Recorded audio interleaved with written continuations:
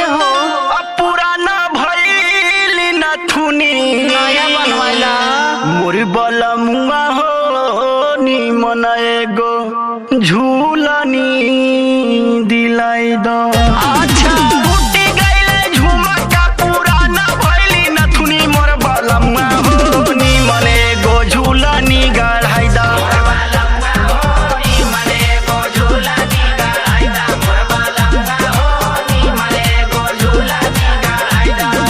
झूलनी गढ़ा दया है झूलनी गढ़ाई दो झूलनी गढ़ाई दो मोर बलमुआ हो मोर सजनवा हो निमन एगो झूलनी गढ़ाई दो।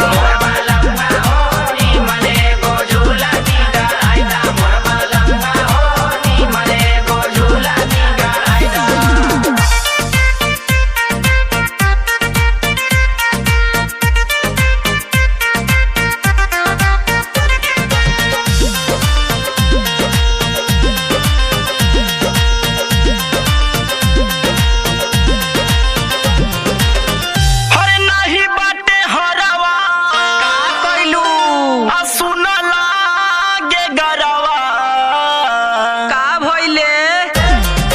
नइखे बाड़े हरवा या सुन लागे गरवा मोर बलमुआ हो पाव के पयली आ बनवाई दो।